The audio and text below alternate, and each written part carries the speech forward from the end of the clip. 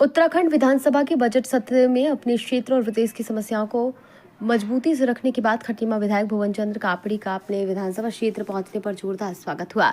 सत्र के दौरान उन्होंने किसानों, युवाओं और आम जनता से जुड़ी गंभीर समस्याओं विषयों पर सरकार को घेरा और उनके हक की आवाज बुलंद की। खटीमा विधायक भुवन कापड़ी जब बजट सत्र से लौटकर अपने क्षेत्र पहुंचे तो कार्यकर्ताओं और स्थानीय जनता ने उनका आत्मीय अभिनंदन किया।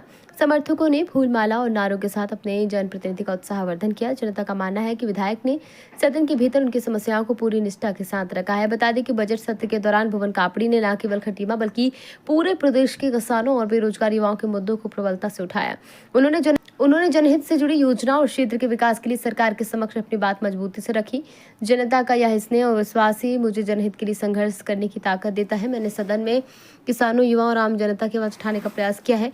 मैं भरोसा दिलाता हूं कि आगे भी आपके हक और अधिकारों की आवाज सदन में लेकर सड़क तक गूंजती रहेगी। न्याय और विकास के लिए मेरा संघर्ष जारी रहेगा। विधायक के इस तेवर और जनता के साथ उनके जुड़ाव ने क्षेत्र में एक नई ऊर्जा भर दी। अब देखना होगा कि सदन में उठाए गए इन मुद्दों पर सरकार क्या कदम उठाती है। क्षेत्र है, वन क्षेत्र है, जिनमें लोग वर्षों से बैठे हुए हैं और भूमिधरी अधिकार के लिए मांग रहे हैं। चाहे तो हमने बग्गा चवन को राजस्व गाँव की मांग करी है। इसके अलावा रघुलिया, बनगवा, मेला घाट, बनमोहलिया, सिसैया, बकुलिया और पचौरिया, नई बस्ती घोड़ाबाग, नई बस्ती श्रीपुर बिछुआ, गिधौर, जो गांव भी जहां लोग वर्षों से बैठे हैं और जमीन उनके नाम पर नहीं है, सरकार से हमने मांग करी कि उन्हें भूमिधरी अधिकार दें।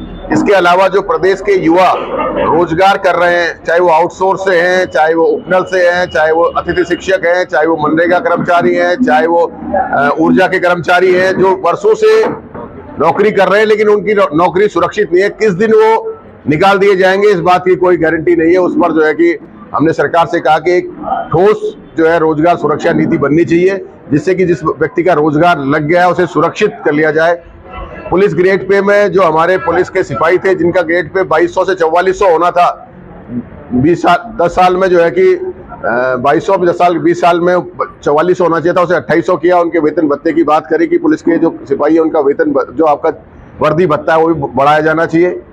इसके अलावा जो हमारे किसान हैं, किसान जो परेशान है, किसान की फसल नहीं बिक रही है, किसान को खाद नहीं मिल रही है, किसान को सब्सिडी नहीं मिल रही है और जो है फसल बिकने पर बोनस नहीं मिल रहा है, तो किसानों को मजबूत करने के लिए लाल बहादुर शास्त्री जी के नारे जय जवान जय किसान के नारे को मजबूत करने के लिए किसानों के लिए कोई ठोस नीति बनाई जाए, इस पर चर्चा करी।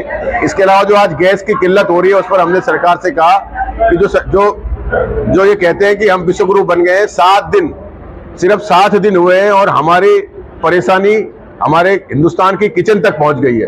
तो आप समझिए कि अगर युद्ध और बढ़ा तो क्या कितनी स्थिति हमारे देश में खराब होने वाली है। इसलिए हमने सरकार से मांग करी है कि गैस के लिए लोगों को परेशान न होना पड़े, गैस की कालाबाजारी न हो, गैस प्रॉपर सबको मिलती रहे। आज लोग सड़कों पर उतरे हैं, 4 बजे सुबह चले जा रहे हैं और जो है कि दिन भर उन्हें खड़ा कर रहे हैं एजेंसी में, बाद में कह दे रहे हैं गैस नहीं है। तो एक बड़ी विकराल समस्या जो बन गई है। सरकार को इसमें गंभीरता से कदम उठाकर सबको जो है कि इसमें गंभीरता से कदम उठाकर सरकार को गैस मुहैया करनी चाहिए। इसको 310 में इसमें भी चर्चा करी। इसके अलावा जो राज्य के मूलभूत जो आज बिजली में लगातार बढ़ोतरी हो रही है, जो है स्मार्ट मीटर में जो है कि बिल बढ़कर आ रहा है, बिजली के बिलों में कहीं पे ब्याज में तक राहत की नहीं है, इन सब चीजों पर भी चर्चा करी। देखिए, मैंने सरकार से कहा कि धान आप अनुमति अगर दे रहे हैं तो जो लैंड है जहां जल भराव होता है वो सब लोगों को दे, उसमें पक्षपात ना हो।